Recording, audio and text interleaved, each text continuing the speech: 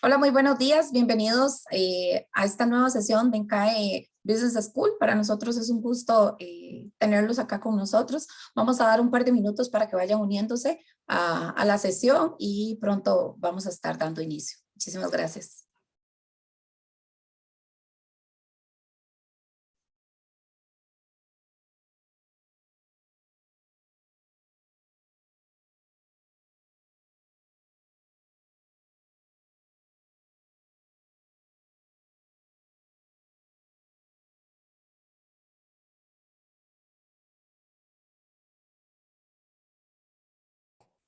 Mientras damos un momento para que se vayan uniendo, el chat y el Q&A están habilitados para que puedan, por favor, dejarnos igualmente todas las preguntas, todas las consultas que tengan a lo largo de la sesión, las pueden ir dejando tanto en el Q&A como en el chat. También les agradecería, por favor, si nos pueden ir confirmando desde qué país nos están acompañando, si se escucha, si se ve bien.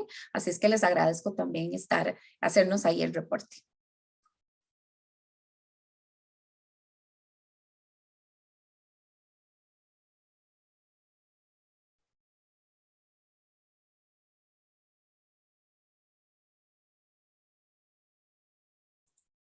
Bueno, está bastante activo el chat. Desde Costa Rica, nos dicen que pura vida, buenos días. Desde Chile, Perú, Tabasco, México, Colombia, Santa Cruz, Bolivia. Entonces, les agradezco muchísimo. Desde Guatemala, Álvaro nos dicen que todo el audio está ok. Entonces, así es que muchísimas gracias por el reporte. Así es que sin más preámbulos, pues le damos nuevamente la más cordial bienvenida. Gracias por estar acompañándonos. Para nosotros es un honor y es un gusto poder estar compartiendo hoy con ustedes por medio de la virtualidad. Esto nos ha permitido que como Escuela de Negocios podamos tener a disposición pues material realmente que es sumamente valioso, importante para el desarrollo profesional de cada uno de nosotros. Así es que le damos la más cordial bienvenida. Muchísimas gracias. Hoy, como bien lo han visto en el invite y en las redes que hemos publicado y demás, nuestro webinar de hoy nos acompaña nuestro profesor Gerso Gallardo, y con él vamos a estar compartiendo la sesión de segmentación por valor del cliente. Les comento un poco que el profesor Gerso, voy a hacerles muy resumida la biografía porque de verdad que es muy robusta, pero se las voy a tratar de hacer lo más pequeñita posible. El profe Gerso Gallardo es profesor invitado de INCAE, ya nos acompaña desde hace varios años. Está dedicado, perdón, en nuestra maestría en el Executive Master en Business Analytics. Es magíster en métodos estadísticos de la Pontífica Universidad Católica de Chile. Tiene estudios de doctorado en Economía y Finanzas en la Universidad de La Rioja, España. Tiene un diplomado en Análisis Financiero Avanzado y Gestión Financiera de la Pontífica Universidad Católica de Chile. Es ingeniero comercial con especialización en marketing de la Universidad Central de Chile también. Y así es que, y es de los queridos de INCAE, sin duda alguna. Así es que, de verdad, no quisiera quitarles más tiempo. Así es que, profe, adelante, todo suyo, bienvenido. Muchas gracias. El cariño siempre es mutuo, ¿no? Hace mucho tiempo que venimos trabajando juntos y en realidad es un placer estar Muchas aquí. gracias. Un honor, chicos, entonces estar con ustedes de varias partes del mundo, de El Salvador, de Perú, de Bolivia, de Guatemala, de Costa Rica. Hoy día quiero hablarles un poquitito sobre un tema específico dentro de lo que es marketing, pero me gustaría dar un contexto de en dónde estamos, ¿no es cierto?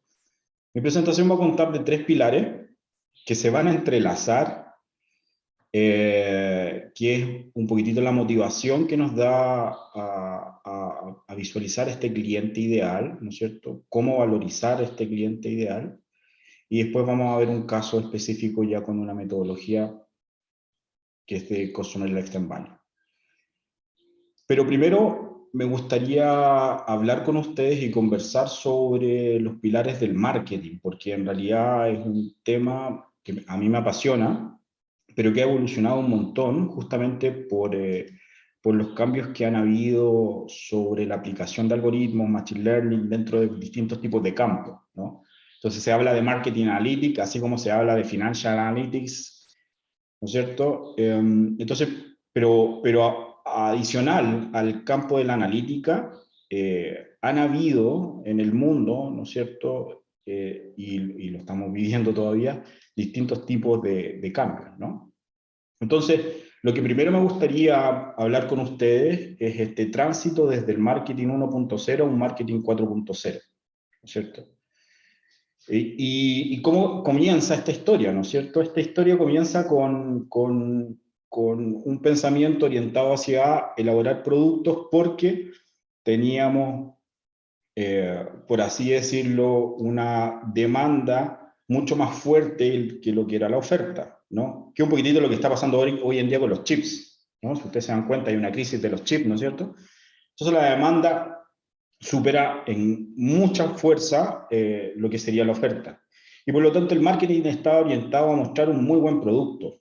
Entonces ahí es donde Henry Ford tiene una frase muy buena que dice que la gente puede elegir el auto del color que desee, siempre y cuando sea negro, ¿no es cierto? Entonces no estaba orientado hacia el consumidor y estudiar los rasgos del consumidor y qué le gustaba al consumidor, sino más bien, como les decía, orientado hacia una producción. Pero el tema está en que los desafíos han ido creciendo orientados a que vayamos estudiando el consumidor. Y fíjense que ese fue el marketing 2.0, ¿no es cierto? Que Kotler propone como un marketing orientado hacia el consumidor. Y ahí está Coca-Cola, ¿no es cierto?, estudiando cuál es el fenómeno, qué es lo que quiere el consumidor, entonces adapta la Coca-Cola original a una Coca-Cola Light, después a una Coca-Cola que tiene el sabor, pero no tiene el azúcar, ¿no es cierto? Y en realidad es un marketing orientado a rescatar, ¿no es cierto?, desde el consumidor las principales características que a ellos son de mayor ponderación, ¿no es cierto? Si es el sabor lo más importante, probablemente hay que ir hacia allá. Y Coca-Cola es un muy buen ejemplo de ese marketing y de ese pilar, ¿no? Después está el marketing 3.0, que es un marketing centrado en los valores. Y hay empresas como Lego, ¿no es cierto?, que tiene todo este tema de que los materiales son biodegradables, ¿no es cierto?, que si tú compras un Lego, en realidad estás comprando todo un mundo en términos de la innovación. Y está orientado entonces a que la marca ahora tiene que transmitir, tiene que ser viva, ¿no? Hablan de humanizar la marca, ¿no es cierto? Y si yo no convivo con los valores de la marca, yo no compro esa marca, ¿sí? Entonces, ese marketing está también en estudiar qué es los valores que nuestros clientes o el target que se habla, que después también vamos a hablar un poquitito de eso, que el target del cliente, ¿no es cierto?, requiere. Y evolucionamos a un marketing 4.0. Hoy en día estamos parados en este marketing 4.0, en donde está orientado a un propósito social. Hay un tema que nos convoca, ¿no es cierto? De hecho, vi un meme que me gustó un montón, que lo podemos conversar, que salía la cuarta ola, ¿no es cierto?, hacia América, de COVID, y por el otro lado, al lado izquierda, salía la ola del cambio climático, que era 10 veces más grande que esta ola, la cuarta ola. Claro, y tenemos un tema con el cambio climático, que es muy importante. Tenemos escasez de agua, mucha población, sobrepoblación, y el alimento en realidad no nos alcanza. Y claro, y hay empresas como Notcom, ¿no?, que vamos también a hablar de esta empresa Notcom. Es una empresa que propone, y su propuesta está en torno a ser más eficiente en términos de la alimentación. Vamos a hablar en detalle de esa, de justamente ese ejemplo, ¿de acuerdo? Entonces, fíjense que hemos transitado desde el marketing 1.0 al marketing 4.0. Ahora, aquí cabe una pregunta, ¿no es cierto? Nuestras organizaciones, ¿en qué tipo de marketing está? Porque esto no es que todo el mundo haya evolucionado del marketing 1.0 al marketing 4.0. Hay empresas que a ustedes le van a gustar mucho, que están en un marketing 1.0, y no significa que esto sea malo, sino que en realidad están basados en este marketing. Por ejemplo, Bose o Bose, ¿no? ¿Ustedes conocen Bose? Me encantan los audífonos, a nosotros nos encantan. Los audiófilos odian Bose porque en realidad dicen que no les gusta cómo hacen los productos, ¿no es cierto? pero en realidad ellos están enfocados en realizar un producto muy bueno y orientado hacia que este producto tenga una alta satisfacción en quien lo compra, ¿ya? Pero fíjense, no está orientado a rescatar los valores sociales, ni ser sustentable, no está orientado a ese tipo de temas, ¿no? Sino que un marketing de producto específicamente, ¿ya? Por el otro lado, incluso aquí podríamos hacer una crítica a la política, ¿no es cierto? La política no sé a dónde está orientada, ustedes lo tienen clarísimo, pero bueno, ustedes verán, ¿no? Quizás no está orientada al propósito social, ni a los valores, ni a sus votantes, sino que más bien a mostrar un producto, ¿no? Bien, fíjense, aquí quiero hacer una prueba con ustedes. Fíjense estos ingredientes: harina de trigo, almidón de maíz, aceite de palma fraccionado, inulina, cloruro de potasio, cloruro de sodio, glucosa, aquí vienen las cosas bonitas, ¿no? Fibra de avena, lácteo de sodio, suero de leche en polvo, bicarbonato de sodio, fosfato de sodio, aluminio, ¿sí? Lecitina de soya, saborizante, idéntico al naturals. ¿Qué es lo que es? Ahí me puso Augusto, dice cereal. A ver, díganme, ¿qué cree? ¿Cereal? ¿Menos que vamos a hacer? ¿Galleta? Mira, Ingrid, galleta, ¿ya? Sí, es la tan apreciada, ¿no es cierto?, que te dan los médicos cuando tú te enfermas del estómago, ¿no es cierto? Usted solamente puede comer galletas de agua. Bueno, está comiendo eso, ¿cierto? Esa galletita. Entonces, fíjense, para poder construir esa galleta, un montón de ingredientes que en realidad no sé si nos harán tan bien. Cuando vi esa receta dije, wow, o sea, la galleta de agua, ¿no? Entonces, hay una empresa, Notcom, que de nuevo lo que hace es hacer esta propuesta con un 83,1% del agua que se elabora, una carne regular, ¿no es cierto?, menos. De hecho, lo que ellos dicen que equivale a hacer la producción de estas Not Burger, que sería una propuesta en torno a realizar un elemento en donde no va a estar la vaca, no va a estar la gallina, no va a estar el animal, sino que va a ser de origen vegetal. Pero ¿a dónde está la propuesta? Porque ustedes han consumido muchos de estos productos de soya y todo.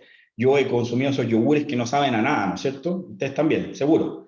¿Dónde está la propuesta diferente? La propuesta diferente está en que los chicos proponen un alimento que en el sabor es similar, o igual, ellos también dicen, ¿no? Entonces van a crear una leche, fíjense, una leche que va a tener el sabor a la leche original, ¿no es cierto? Y que incluso va a tener más vitamina y propiedades, porque eso también es una parte de la oferta, ¿no? Y que no va a provenir del origen animal, sino que va a provenir del origen vegetal. Eso hace entonces que, de alguna forma, un aporte a lo que sería el cambio climático, ¿no es cierto? Porque obviamente ustedes saben, las vaquitas con sus desechos, con todo lo que proponen, tienen muchas externalidades y esas externalidades en realidad se ven favorecidas con este tipo de temas. Pero fíjense, el lado de amarillo, ¿no? Tiene un gusto a carne, pero no proviene, ¿no es cierto?, entonces del origen animal. Entonces no es casualidad que Jeff Bezos, ¿no es cierto?, Amazon, que Roger Federer, que Hamilton, que lo siento por él porque perdió con el mejor ahí, Verstappen, ¿no es cierto?, hayan hecho inversión en esta empresa, ¿no es cierto? Esta es una muy buena empresa, un unicornio, que en realidad tiene la siguiente propuesta. Entonces tiene un algoritmo, ellos lo patentaron, por eso en realidad se invirtió. Un algoritmo que es Giuseppe, que lo que hace es entonces emular el sabor, ¿no es cierto? Aquí está la propuesta distinta porque la propuesta anterior de los veganos, ¿no es cierto?, tiene que ver con comer sano, comer de origen vegetal, pero en realidad uno come y no tiene sabor. Sí es cierto eso, sí, en realidad la crítica es muy cierta. El tema está entonces en crear un alimento que sí tenga el sabor, sí contemple entonces el sabor y que provenga del origen animal, ¿no es cierto? Entonces los algoritmos lo que hacen es tratar de emular el sabor, ¿ya? Bien, entonces uno dice, ok, aquí hay una propuesta de cambio, ¿no es cierto? Y la propuesta de cambio, entonces, viene un poquitito a mover el piso en términos de lo que sería lo tradicional, ¿ya? Aquí estamos hablando del marketing, ¿no es cierto? Y desde el marketing y lo tradicional podríamos ver esto, ¿sí? No sé si ustedes lo conocen, pero es un embudo, ¿no es cierto? El clásico embudo de conversión tradicional, que Viña lo manejan súper bien, todos lo manejamos súper bien, los marqueteros lo manejamos súper bien esto, que tiene que ver con que hay un descubrimiento de la marca, ¿no es cierto? Imagínense esta empresa Notco, ¿no es cierto? ¿Qué es lo que tengo que hacer? Es descubrir estos productos que no vienen de origen animal, sino que vienen de origen vegetal. Entonces hay un descubrimiento. Después de eso viene un interés. Todas las personas que descubren no están interesadas, entonces por eso es el embudo, ¿no es cierto? Se va achicando esta partecita. Y después del interés viene una parte de consideración, la intención, la evaluación y finalmente lo que hablamos entonces de la conversión, que es lo más importante probablemente. Entonces lo que uno hace es mandarle un mensaje a gente que pudiese estar en este proceso de descubrir, de interés, de consideración, ¿no es cierto? Para poder hacer entonces un proceso de conversión. Pero dado que el marketing cambia orientado al producto, porque esto es orientado al producto, esto es cuando nosotros, esto hace mucho tiempo está propuesto, ¿no? No es que estamos descubriendo la rueda. Entonces, cuando tenemos ahora un tema con escasez, ¿no es cierto?, de clientes también, porque aquí hay un tema, la escasez de clientes, es donde tenemos que hacer esto de distintas formas. Entonces aquí el marketing analytics, el marketing relacional, ¿no es cierto?, propone lo siguiente. Tenemos una segmentación tradicional y la segmentación tradicional lo que nos indica es, oye, ¿sabes qué? Hay personas que tienen ciertos perfiles, ciertos prototipos, ciertos arquetipos, y estos arquetipos entonces voy a tener un conjunto de clientes, ¿no es cierto?, conjunto de personas que se parecen mucho y que son muy distintas a otras, ¿no? Pero ahora los algoritmos nos pueden entregar lo que se llama hiperpersonalización, o sea que cada cliente tiene un rasgo particular. Y teniendo ese rasgo particular, entonces yo puedo hacer una personalización muchísimo más customizada. Pero ¿en dónde está orientado eso? Porque en realidad esto es costoso, no es fácil hacerlo. Está orientado a que ese cliente no sea una sola conversión, sino que de alguna forma provengan un cross-selling, un upselling, ¿no es cierto? Un cliente vivo, ¿no es cierto? Que esté dentro del journey de la marca. Se habla de journey también, ¿no es cierto? Entonces, un cliente no va a hacer un curso, sino que va a hacer varios cursos. Un cliente no va a hacer una Not Burger, sino que van a hacer varias Not Burger. Y después del Not Burger va a ser Not Milk, ¿no es cierto? Y así. Entonces, la idea es rescatar de ese cliente, ¿no es cierto?, realizar un proceso de lealtad, si es que si esa persona está a favor de la marca, ¿no es cierto? Y obviamente hacer recomendaciones para ir a un cross-selling y upselling. Vamos a delimitar qué es cross-selling y upselling, porque yo sé que estoy hablando en probablemente otras temáticas, ¿no? Pero fíjense, miren, tuvimos un poquitito esto. El 90% de los clientes prefieren publicidad dirigida y customizada a sus gustos y preferencias. Eso lo dice Accenture, ¿no? Las campañas de email marketing hipersegmentadas tienen un 26% de mayor probabilidad de ser exitosas y un 80% de los clientes tienen una mayor inclinación a comprar a una empresa que ofrece experiencia y productos personalizados. Eso lo dice Deloitte. Entonces, fíjense, obviamente el mundo va hacia la personalización, ¿sí? De nuevo, no todas las marcas van a ir hacia este mundo, pero las marcas que de alguna forma requieren hacer un proceso de lealtad, de recomendación, de cross-selling, obviamente tienen mucho espacio para poder ganar. Ahora, un tema fundamental son los datos, ¿no es cierto? Pero de nuevo, aquí retrocedamos un poquitito. Entonces, mi marca, y esto hay que pensarlo, ¿no es cierto? ¿Mi marca es para todos los clientes? O quizás mi marca no es para todos los clientes.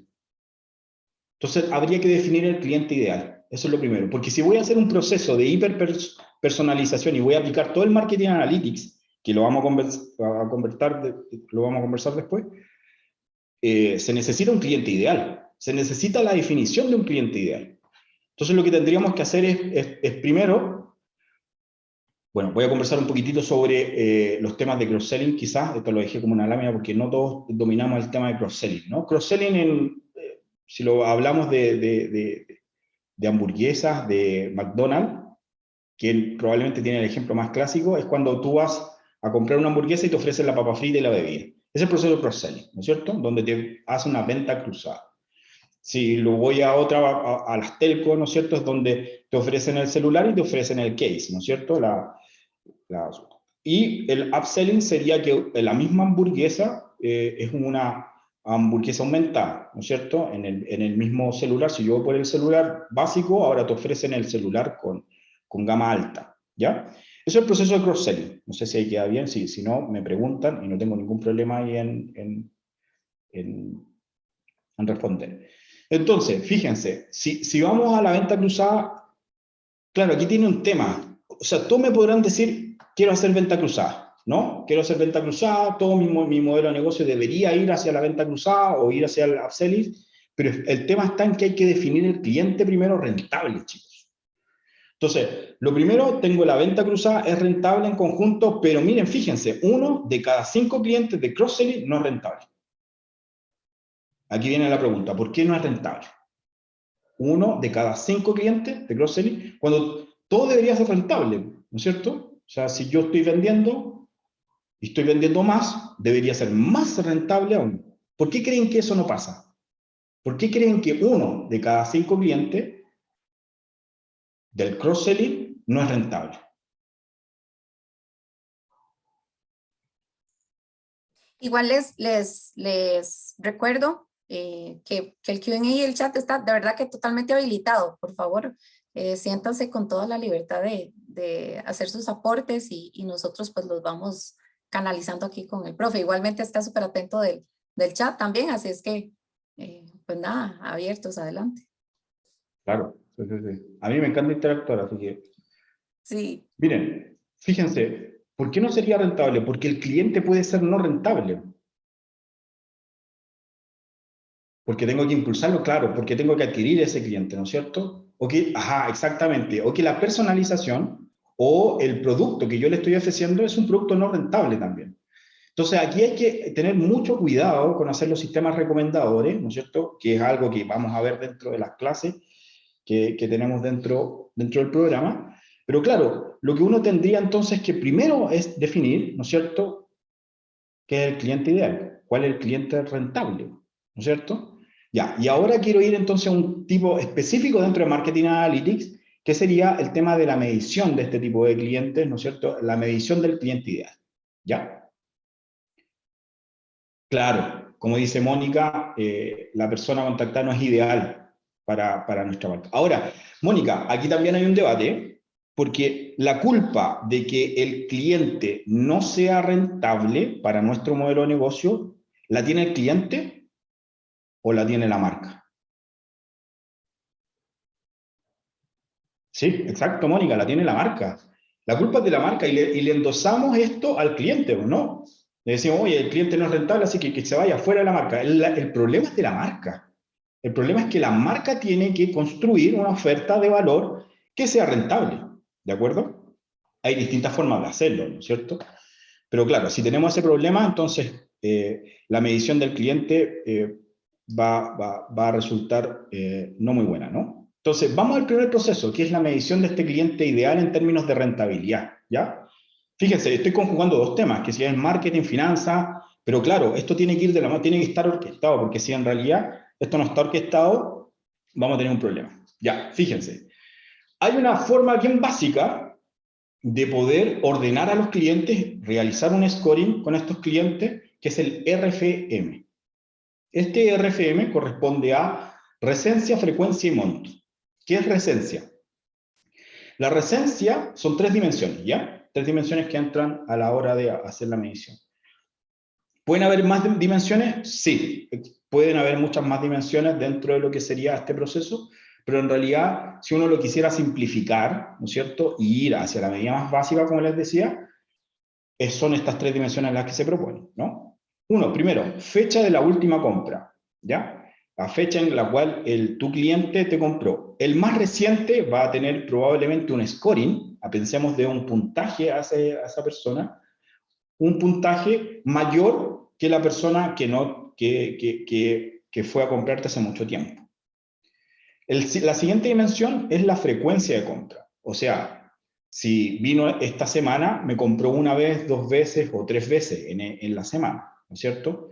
Y que probablemente el que tiene más frecuencias de compra va a tener un scoring más grande que el que no, ¿ya? El otro es el valor monetario, que tiene que ver asociado a la rentabilidad. Muchas marcas no tienen el tema de, fíjense, lo que voy a decir, muchas marcas no tienen la rentabilidad asociada al cliente, ¿ya? Entonces tendríamos que retroceder un espacio, podríamos verlo a nivel de la venta, ¿no? ¿Cuánto le estoy vendiendo a ese determinado cliente? Y entonces uno podría estar por este proceso y la definición entonces de RFM tiene que ver con la recencia, la frecuencia y el espacio y la dimensión de monetaria.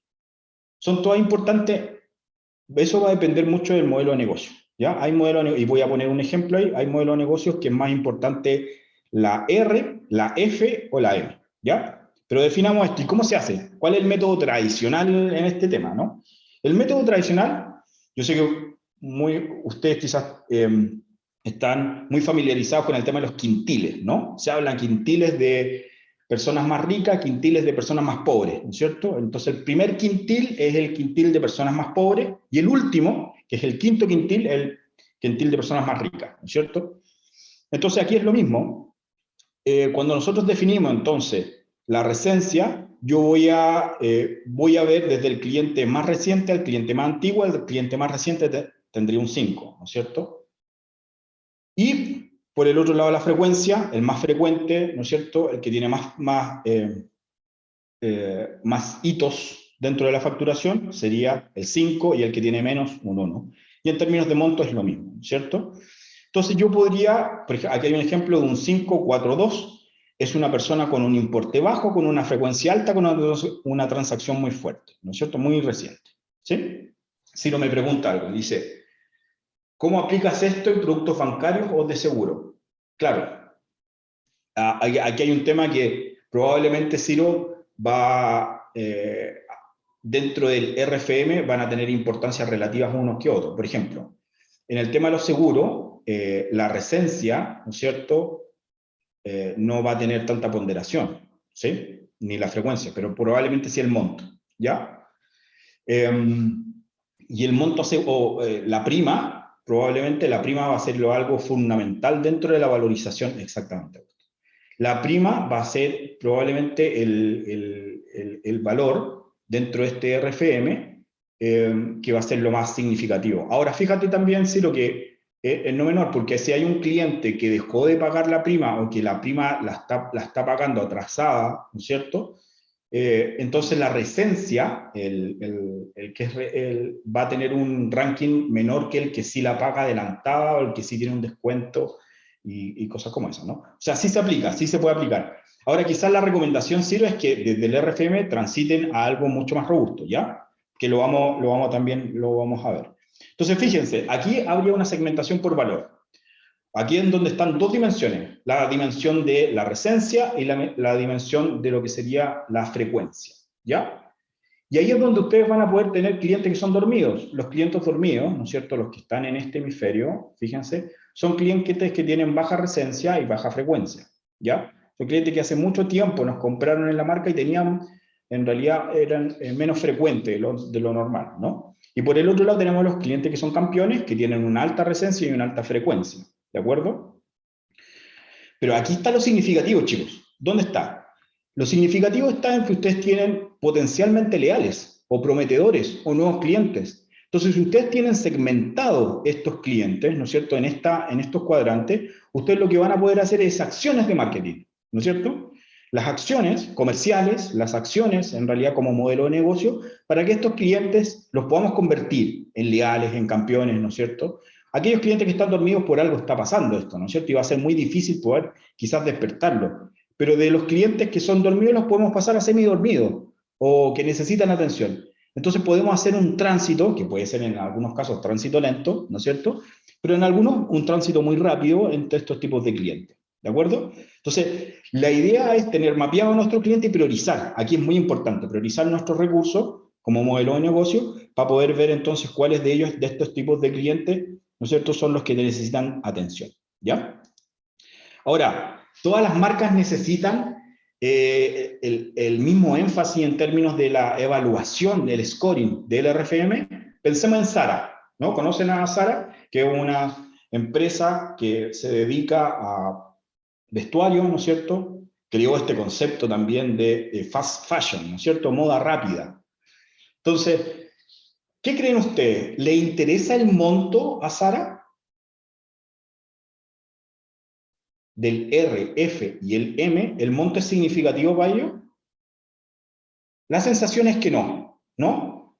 La sensación es que lo que le interesa a Zara es la recencia y la frecuencia, ¿no es cierto? Es muy importante un cliente que recientemente compró en Zara y hace mucha frecuencia de compra, exactamente como dice Víctor, mucha frecuencia de compra, ¿de acuerdo? Pero el monto no, porque los montos en realidad son muy acotados, tienen muy poco margen Zara. Zara probablemente en contraste con otros tipos de marcas de vestuario, tienen muy bajos los márgenes. Entonces lo que él quiere es vender mucha ropa, ¿no? Mucha ropa. Entonces el cliente ideal es el que compra mucha ropa, ¿de acuerdo? Pero el cliente ideal para Louis Vuitton, ¿no es cierto? ¿Cuál creen que sea? ¿El que es más reciente, el que es más frecuente o el que compra en un monto muy alto? ¿Cuál es el monto, Ingrid, ¿no es cierto? Perfecto. Y la frecuencia, en realidad uno dice, la frecuencia es lo que aquí no va a ser quizás tan significativo, ¿no es cierto? Pero sí que sea recientemente este cliente, o sea, porque si es muy antiguo este cliente que me compró un bolso que es muy caro de $5.000, claro, ese cliente tendría que ser, ¿no es cierto?, mucho más significativo que un cliente que fue muy anterior, ¿de acuerdo? La frecuencia no va a ser tan relevante porque probablemente yo no es que me compre 5 o 4 bolsos, ¿no es cierto? ¿Sí? En general, estamos hablando de un cliente promedio. Un cliente promedio va a comprar 1, 2, ¿sí? Pero en realidad el monto es lo interesante y lo que debería tener más peso, ¿no es cierto? Dentro del Louis Vuitton, el monto. Entonces probablemente yo podría definir el monto, la M, como lo más elemental dentro de este modelo de negocio. Entonces comparémoslo, ¿no es cierto? Fíjense, ¿por qué? ¿Por qué esto es importante? Es importante porque ustedes, a la hora de hacer una evaluación, tienen que definir qué es lo más relevante dentro del RFM. ¿Es el monto? ¿Es el F? ¿Es el R? ¿No es cierto? Y claro, las marcas probablemente van a tomar una decisión en términos del cliente ideal. Ustedes también lo tienen que hacer, ¿no? Ustedes también tienen que darle un peso relativo a cada uno de estos R, F y M, ¿no es cierto? Entonces el scoring elaborado para Zara, esto es lo que quiero dejar claro, el scoring elaborado para Zara, el scoring elaborado para Louis Vuitton es distinto, ¿de acuerdo? Pero el pensamiento y lo que va a realizar cada una de las marcas es lo mismo, es la evaluación del cliente ideal. ¿Lo tienen? ¿Queda claro? Ahora, tenemos un problema. Entonces yo pongo una solución y de inmediato voy a poner el problema, ¿no es cierto? El problema es el siguiente, y no sé si ustedes lo detectan, pero estamos evaluando el cliente de su historia para atrás, ¿no es cierto? Entonces, nos estamos quedando con el potencial que tiene ese cliente, tanto para Zara como Louis Vuitton, ¿no es cierto? El potencial me refiero a el potencial de compra, el potencial de ese cliente ideal a través del tiempo, en el journey, ¿de acuerdo? También se habla de journey. Entonces, claro, fíjense que el RFM queda corto en términos de temporalidad, ¿ya? Y vamos a hacer una nueva propuesta entonces ahí, y ahí, Ciro, ¿no es cierto que tú me comentaste el tema de seguro y banca? Es donde deberíamos quizás evolucionar al Customer Lifetime Value, ¿no es cierto? Lo que está muy asociado a finanzas, esto es más o menos como el BAN del cliente, ¿ya? Y vamos a poner un ejemplo, vamos a tratar de hacer ahí como un ejemplo para poder dejarlo más claro, ¿ya? El Customer Lifetime Value es una fórmula también viva, lo vieron con el RFM, ¿no es cierto? El RFM se tiene que adaptar a Zara, se tiene que adaptar a Louis Vuitton y también tiene que hacer un proceso de adaptación para cada una de las marcas. Ahora, es mucho más intenso el proceso de adaptación en el Customer Lifetime Value porque tiene muchas más parámetros y muchas más variables dentro de él, ¿ya? Uno, la fórmula, que esta es una fórmula en realidad tradicional también, propuesta por varias escuelas, ¿no? Como el MIT, como Harvard, como nosotros como INCAE, ¿no es cierto?, proponemos un nivel de fórmula. De nuevo, es un proceso que se tiene que adaptar y tenemos que ver cómo es la mejor medición para cada uno de los clientes, pero fíjense, la filosofía. ¿Cuál es la filosofía del Lifetime Value? El Lifetime Value lo que va a querer hacer es poder medir la rentabilidad del cliente a través del tiempo, chicos. Eso es lo que está la filosofía, es el mantra del Customer Lifetime Value. Ahora, entonces, primero empecemos por lo básico, ¿no es cierto? ¿Cómo definimos la rentabilidad? Y alguien habló ahí, ¿no es cierto? Cuando yo empecé a preguntar por el cliente ideal, hablaba de la adquisición de ese cliente, y tiene razón. Entonces, lo que uno tendría que estar midiendo es la rentabilidad de ese cliente, pero también el costo de adquirir ese nuevo cliente, ¿ya? Y ya que nos ponemos de acuerdo, entonces, ¿cómo vamos a medir la rentabilidad del cliente y cuánto nos va a costar ese cliente a través del tiempo? Lo siguiente es poder ver si lo vamos a poder retener o no. Y fíjense que aquí empieza a calzar todo el mundo analítico dentro del marketing. ¿Por qué? Porque nosotros tenemos que hacer una medición de rentabilidad, tenemos que hacer una medición del costo, tenemos que hacer una medición del churn o la fuga, ¿no es cierto? Tenemos que hacer una medición de los costos de oportunidad que significa ese tipo de cliente, ¿no es cierto? Y por lo tanto, entonces, todas las medidas comerciales tienen que tener un sustento, ¿de acuerdo? Expliquemos cada uno de ellos. Entonces, la tasa de retención del cliente, el churn o la fuga, tiene que ver con este porcentaje de personas que se fugan de tu marca, ¿ya? La medición del churn puede ser muy compleja, ¿eh? Puede ser muy compleja porque tenemos que definir umbrales de tiempo. En estos umbrales de tiempo tenemos que definir quiénes son clientes dormidos, quiénes son fuga blanda, fuga dura, ¿no? Hay un montón de términos que van de la mano de ellos, ¿no es cierto? Una vez que ya definimos el churn o la fuga, también tenemos que ver los costos de oportunidad que tiene que ver en invertir que ese cliente, ¿no es cierto?, para nosotros sea fiel o retener ese cliente, que son dos cosas distintas. Un programa de fidelización, un programa de retención, son dos temas súper distintos también, y la analítica obviamente apoya ese tipo de temas, ¿no es cierto? Pero fíjense, ¿dónde está la diferencia? La fidelización tiene que ver con que el cliente voluntariamente se va a quedar con tu marca o con el modelo de negocio. Y la retención es que de forma no voluntaria yo me voy a quedar con tu marca, ¿no es cierto? Entonces, claro, podemos hablar de varios ejemplos en términos de una fidelización y las tarjetas, que también salen mucho, tarjetas de fidelización, y lo que tiene que ver con la retención. Cuando tú te quieres ir de una marca, lo típico en el ejemplo en retención es que tú te quieres ir de una marca, no voy a nombrar ninguna, pero son telco, ¿no es cierto? Te quieres ir de esa telco y te ofrecen el oro y el moro, ¿no es cierto? Dicen, no, no se vaya, mire, le ofrecemos un 50% de descuento de aquí a 6 meses, ¿no es cierto? Y es casi imposible irse de ahí, ¿no? Entonces ahí hay un proceso de retención, no de fidelización, ¿no? Y la fidelización está con no, tiene otro sentido, el sentido de que ese cliente, pero fíjense, no cualquier cliente, ahí es donde está el tema. Y ahí hay una crítica, ¿no? Porque la crítica es que fidelizamos a todos nuestros clientes, en general sí. El problema está en que yo debería fidelizar a clientes que son rentables, a clientes que tienen un valor para la marca. No debería fidelizar a aquellos clientes que están descontentos o que la marca no es para ese cliente. ¿De acuerdo? Entonces, la tasa de descuento va a eso, a decir, oye, invertamos nuestros clientes en términos de fidelizar o retener, porque hay de esos dos temas, ¿no es cierto? ¿Y cuánto es eso dentro de lo que sería nuestro retorno, ¿no es cierto? El periodo de tiempo que se queda el cliente. Esto es otro tema dentro de la analítica. Tenemos que hacer una estimación en términos de ese cliente. ¿Cuánto se queda con la marca? ¿Se queda 5 años? ¿Se queda 20 años? ¿Se queda toda la vida? En el tema de banca, por ejemplo, que proponía Einstein o seguro, ¿no es cierto? Seguramente nosotros tendríamos que decir, oye, nuestro cliente es un cliente que está con el banco cerca de 40 o 50 años, ¿no es cierto? En el caso de los seguros serán 30 años. Bien, probablemente entonces ese es el umbral, ese es el tiempo en donde se hizo ese tipo de estimación. ¿De acuerdo?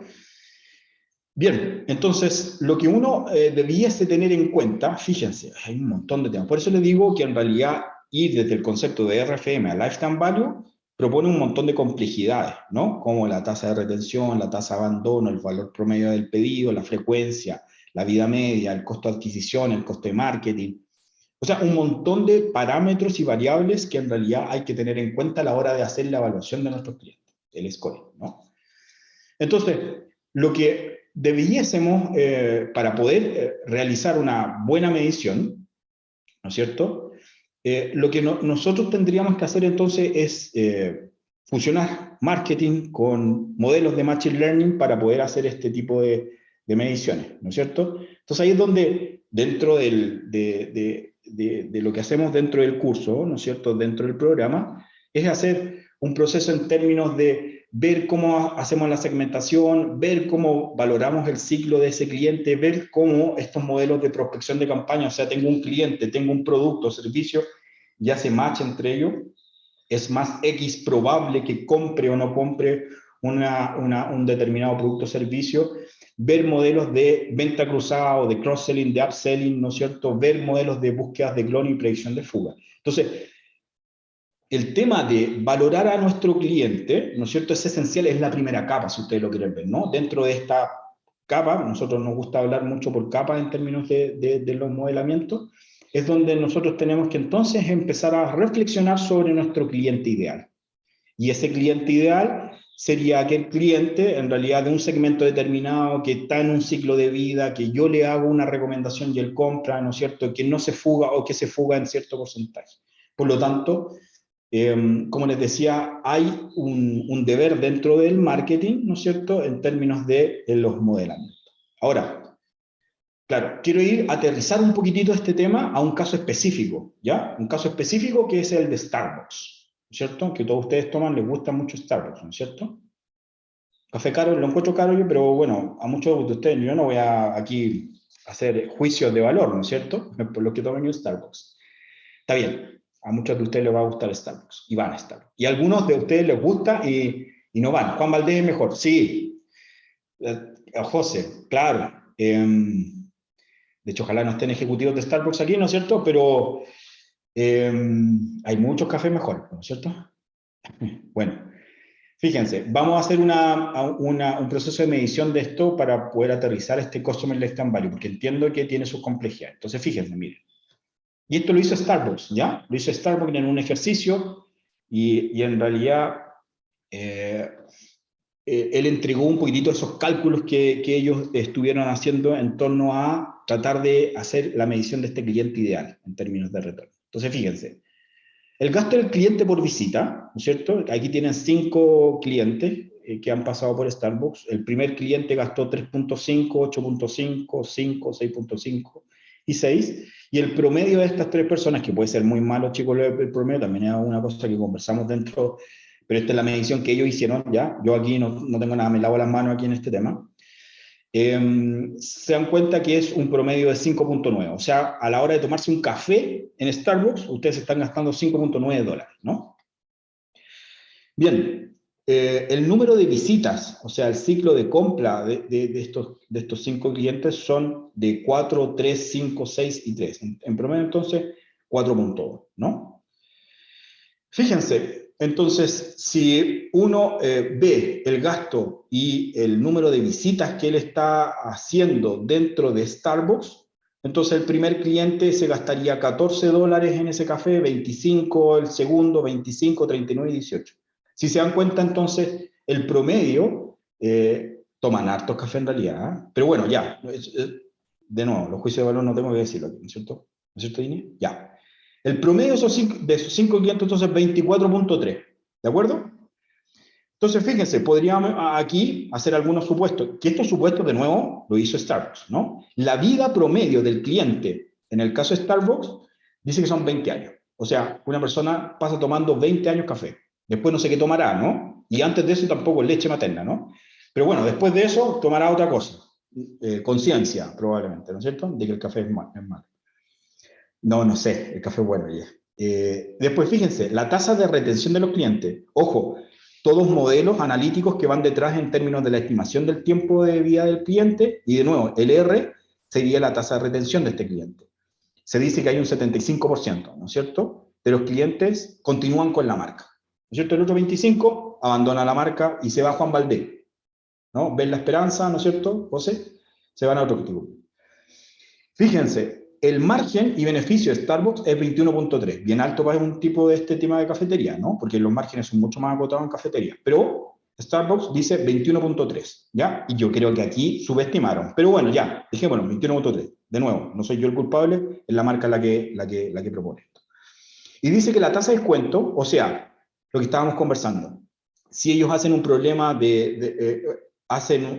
imagínense, una inversión no en clientes, sino que en otro tipo de inversiones, como comprar en bolsa, como criptomonedas, como fusiones, ¿no es cierto? Starbucks ganaría un 10%. Entonces, esa es la tasa de descuento, el costo de oportunidad de invertir no en el cliente, sino que en otro tipo de eventos. Y el promedio del margen bruto, esto es muy importante, el promedio del margen bruto, que lo voy a explicar ahora, porque fíjense, miren. Entonces ya podríamos tener la primera medición. Esta es la primera medición en términos del lifetime value, la medida más simple que hay en términos del lifetime value, que es multiplicar el número de semanas, ¿no es cierto? Serían 52 por el 24.3, ¿no es cierto? Que sería, ¿se acuerdan? Del promedio, ¿no es cierto?, que está gastando aquí, el 24.3, por 20, que serían los 20 años que se va a quedar la marca. Entonces, el lifetime value sería de $25,000. O sea, ¿qué tú podrías deducir de esto? Que un cliente que entra por la ventanilla en Starbucks y un cliente nuevo te va a dejar en la marca $25,000. O sea, no es que son $5 un café, por eso te tratan bien, te tratan con el nombre. Si tú te quieres poner Brad Pitt, te ponen Brad Pitt dentro de él, ¿no es cierto? Y te llaman como Brad Pitt, que no sé si lo han hecho ustedes, pero en esos momentos es muy bueno, ¿no? Un momento que uno está depresivo, uno puede hacer eso, ¿ya? Ya. Pero fíjense, entonces, lo que aquí estaríamos, la primera propuesta en términos del lifetime value, que es la más básica, chicos, la más básica, sería de $25,000. Pero vamos a una propuesta un poquitito más precisa, ¿ya? Que sería una customización del Customer Lifetime Value. Serían estas mismas 52 semanas, ¿no es cierto? Por 5.9, o sea, voy a desagregar un poquitito este tema, no me voy a ir al promedio del cliente, sino que al 5.2, ¿no es cierto? Por el 4.2, por la rentabilidad que yo tuviese. Esa rentabilidad multiplicada por los 20 años, son $5,000. Entonces ya no estoy hablando en términos del promedio de las ventas, sino que estoy hablando de lo que sería el margen. Dos cosas distintas, pero ojo, miren, de nuevo, si ustedes lo ven, esto es una propuesta en términos, ¿tienes rentabilidad por cliente? No, no la tengo. Ok, entonces vámonos a la primera, ¿no es cierto? Que sería la simple. Tienes la venta, y la venta probablemente es lo que tendrías que calcular. La medida tradicional, en términos de lifetime value, fíjense que es el M, y ahora les voy a explicar el M. El M sería que ustedes multiplicaran el beneficio, o sea, el 21.3, ¿no es cierto?, por el 25, por los $25,000, que ¿de dónde nacen los 25? Los 25 es de la ecuación simple, que está aquí, ¿no es cierto?, estos $25,000 por lo que sería la rentabilidad. Si ustedes multiplican, háganlo porque no me van a creer, ¿no es cierto?, pero es 25,272 por 0.213, ustedes les va a dar entonces un M de 5.382.94. Este 5.382 lo voy a descontar por aquellos clientes que se me fugan, ¿no es cierto?, y la tasa de descuento.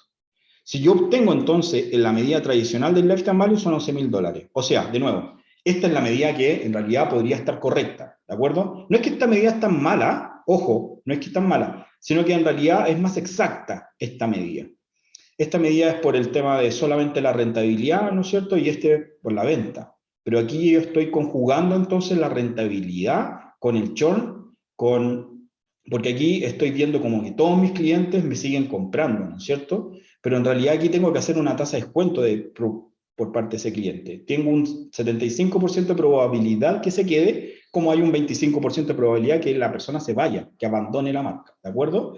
Y también, entonces, tendría una medida que sería la medida tradicional del lifetime value. Y serían $11,000. O sea, un cliente que entra de nuevo por Starbucks son $11,000, ¿no? Y de alguna forma aquí es donde se empieza a orquestar entonces las medidas que yo tendría que hacer por ese tipo de cliente. Fíjense, aquí nos ordena completamente. ¿Por qué? Porque si ese cliente vale $11,000, yo voy a destinar todas las medidas de marketing para poder retenerlo o captar a ese cliente. Miren, aquí ya tengo un parámetro. Yo sé que Gerso vale $11.000, entonces yo no me voy a gastar en Gerso $5.000, me estoy gastando la mitad del lifetime value. ¿Lo tiene? Entonces, de alguna forma, ahora nos orquesta en términos de lo que yo voy a proponer como marketing mix. ¿Sí? Esta es la primera cascada que tendría que ver con lo que sería Marketing Analytics. Aquí se abre, chicos, un horizonte en términos de lo que vamos a proponer para poder hacer mediciones de Marketing Analytics, Machine Learning conjugado con lo que sería entonces el cliente. Y orientado siempre a un Marketing 4.0, ¿no es cierto? Bien, espero que haya quedado claro el tema de la medición de los clientes, que es de nuevo, repito, dentro de estas primeras capas es muy significativo que se realice. Si esto no lo realizamos, en realidad estamos a ciegas en términos de las acciones y las medidas que vamos a proponer.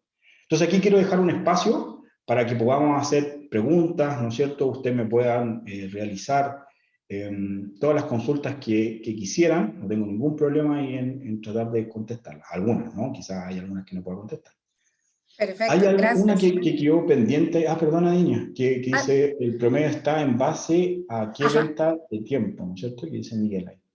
Claro, es una semana, Miguel. En una semana, por eso que fíjate que son, en una semana esa persona consume 5.9, ¿no es cierto? Y fue 4.2 veces, ¿de acuerdo? Por eso es que se multiplica por semana.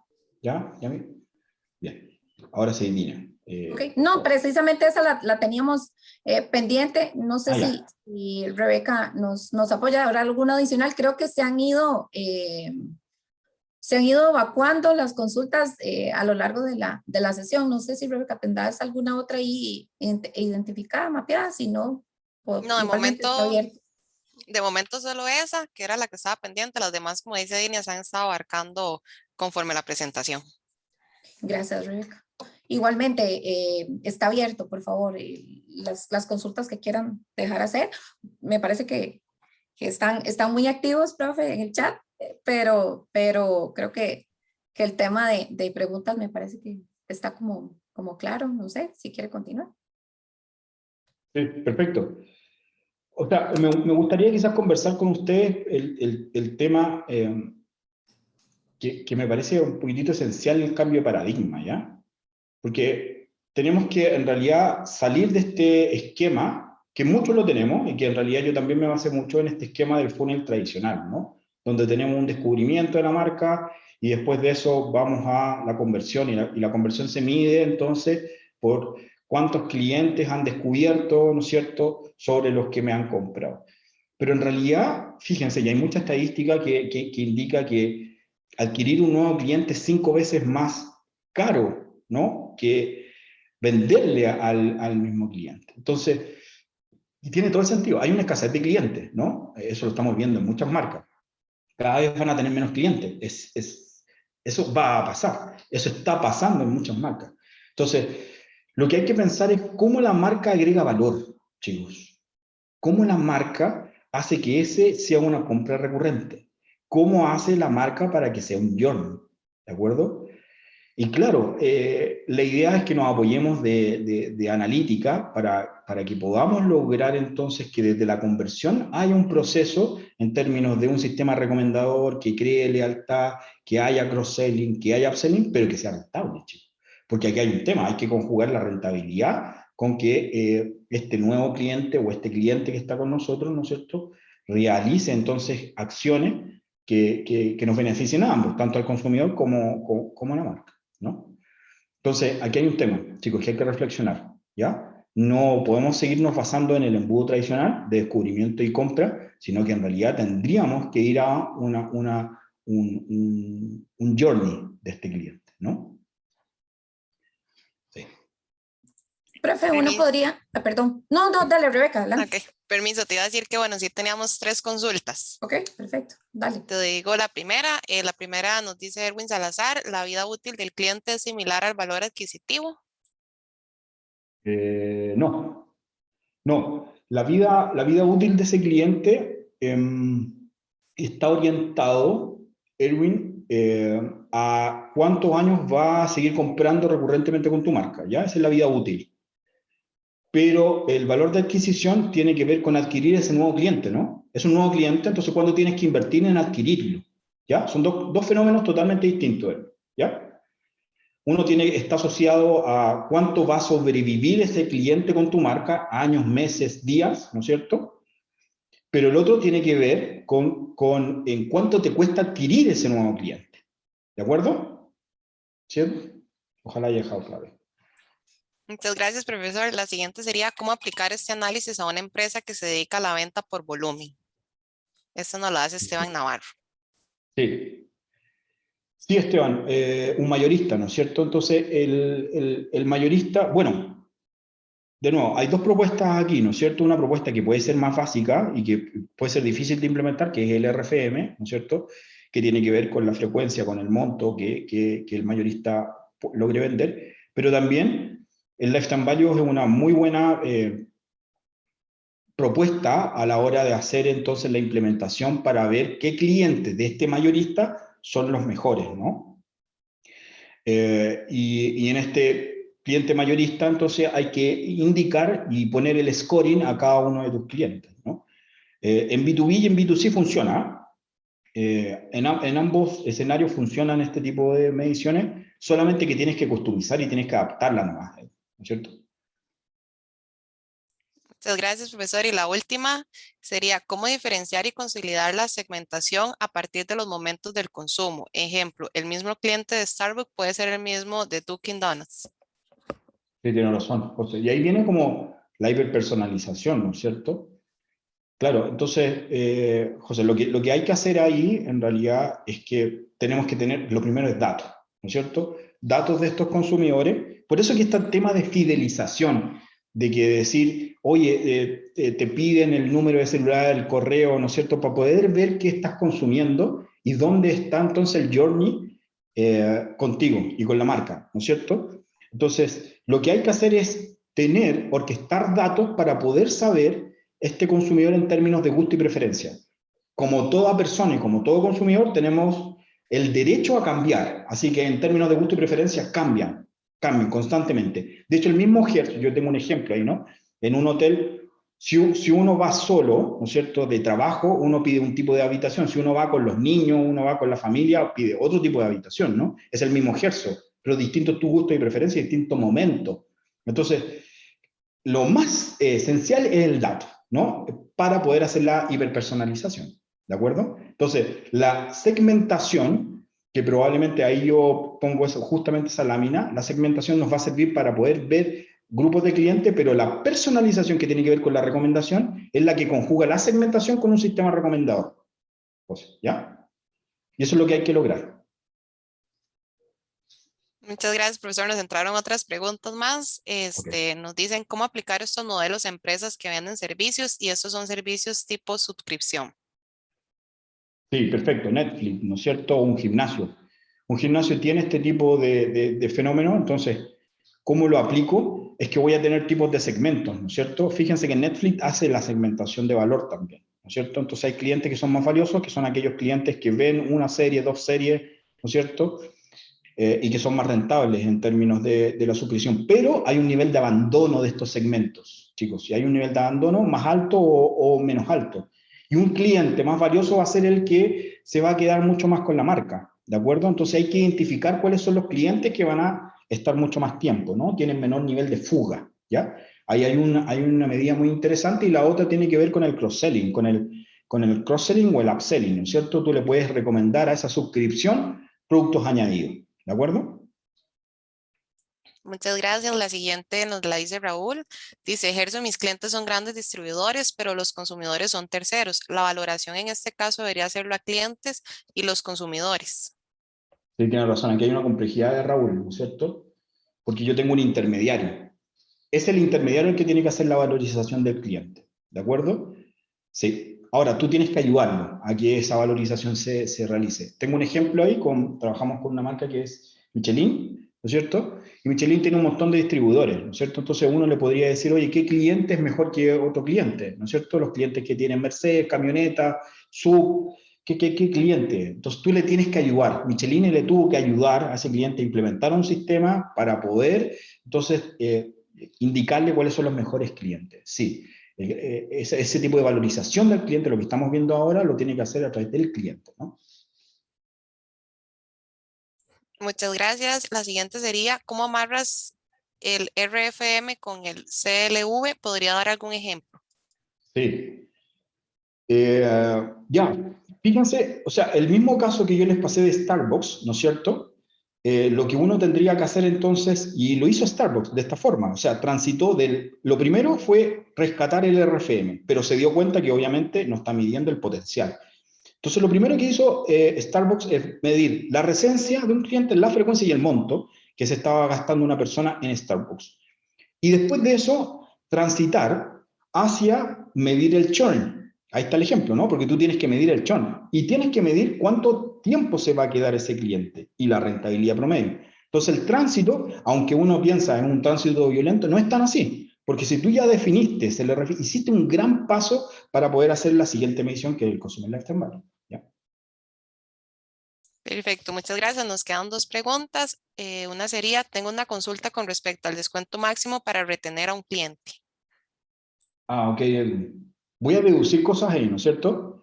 Se dieron cuenta que, por ejemplo, en Starbucks, el cliente ideal, ¿no es cierto?, eran $11,000, ¿no es cierto? Entonces, si yo le estoy haciendo un 50% de descuento, a ese cliente yo lo estoy bajando a $5,000, ¿no es cierto? $5,500. Claro. Entonces, fíjense, ¿es pertinente o no es pertinente ese descuento? Justamente lo que nos va a ayudar es hacer la medición de la rentabilidad de ese cliente a través del tiempo para poder hacer entonces las medidas comerciales en términos de retención o fidelización. Ahora, chicos, la fidelización es más barata que la retención, sin duda, pero es más costosa en términos de los procesos internos que tenemos que hacer, ¿no es cierto? Porque obviamente la marca tiene que orquestar para poder fidelizar muchísimo más que lo que es en retener. Pero, sin duda, la fidelización es más barata que la retención. Muchas gracias. La última sería, ¿cuáles son las estrategias de lealtad que más están usando ahora mismo apalancadas por analítica? Sí, buena pregunta, Luis. Le mando un cariñoso saludo a Luis también. Claro, las medidas de lealtad que hoy en día se están haciendo, más que medidas propiamente tal, fíjense que tenemos un tema de, no tenemos datos en general, ¿no? Entonces lo que estamos haciendo mucho y lo que me he encontrado mucho es que hoy en día estamos tomando datos para poder hacer, entonces estamos fidelizando, estamos haciendo campañas para poder tomar información, porque ya no nos sirven, en realidad está muy restringida las redes como Facebook, como Google, como Instagram en pasarnos datos de los consumidores. Entonces lo que se está haciendo mucho para poder hacer clientes más leales, ¿no es cierto? Para poder ver gusto y preferencias, es tomar mucha información por parte de ellos.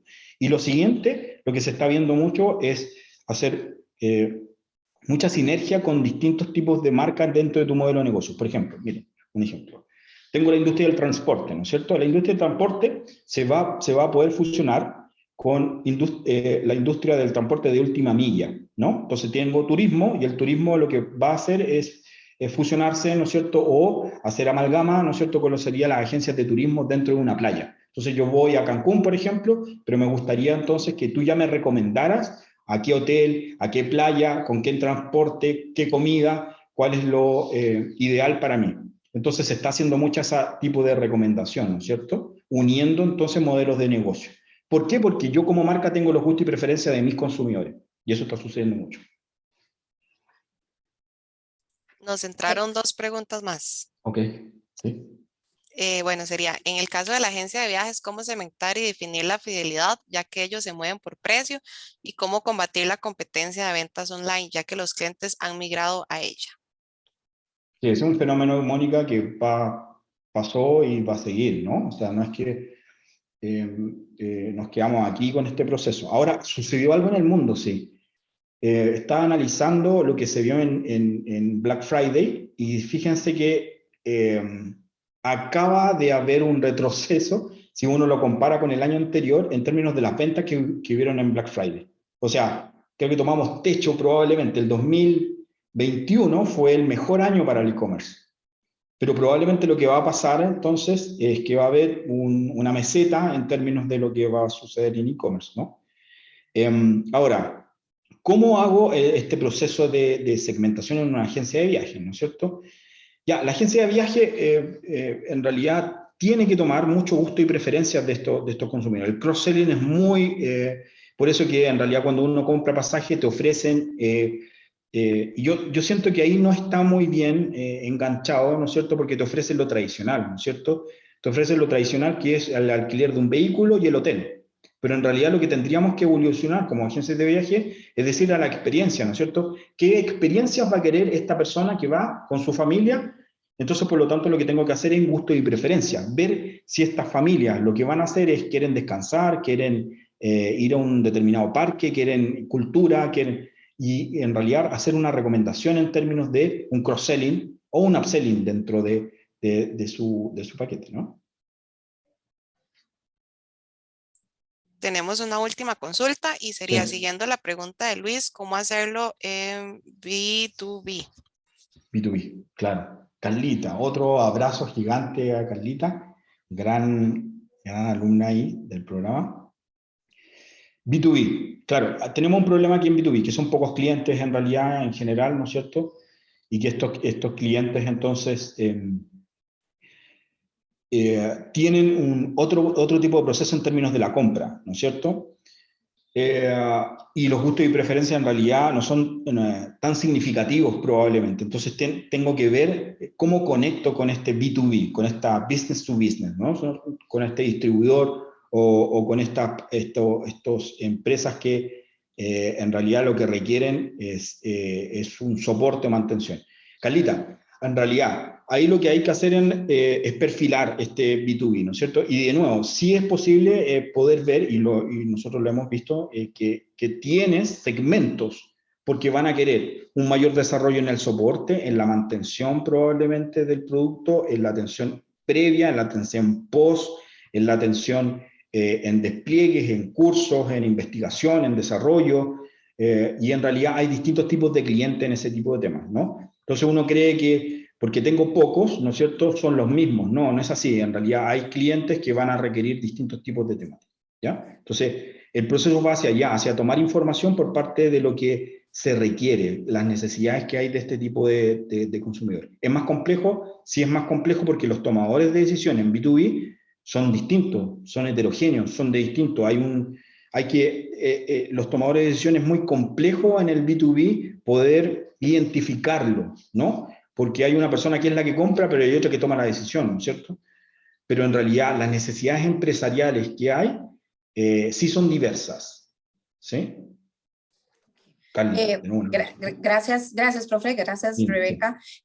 Vamos acercándonos ya al cierre porque sabemos que el tiempo nos apremia. Sí. Ya ven, porque en realidad les digo que es uno de nuestros queridos profesores, sin duda alguna, de verdad, siempre es un honor, es un gusto poder conversar con ellos. Antes de poder cerrar, sí les voy a compartir una pequeña encuesta. Para nosotros es importante, se las dejo en pantalla, entender un poco este tipo de programa se ve dentro de nuestro Executive Master in Business Analytics y es importante entender también si ustedes quisieran que nosotros nos acerquemos, tengamos ese contacto para poder ampliarles un poco más de este tipo de formato ejecutivo, qué es lo que se ve, qué otros tipos de módulos, de contenido se ve dentro de la maestría, así es que se las dejo en pantalla para que puedan responderme en un par de minutitos.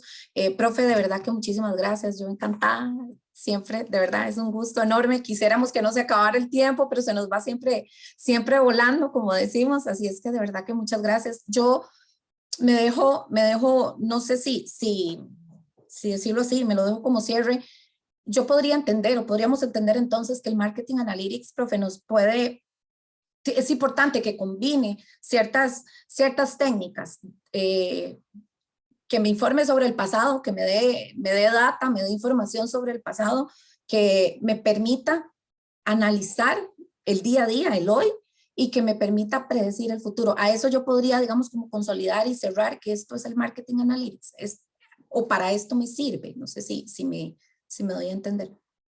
Sí, es cierto, Niña. O sea, Marketing Analytics no está ajeno entonces al tema y al crecimiento en analítica y en Machine Learning. Ok. Y claro, hay varios pilares ahí, ¿no? Está la etapa descriptiva, que tiene que ver con este fenómeno de ver, yo siempre lo pongo como ver el espejo retrovisor dentro de un carro, ¿no es cierto?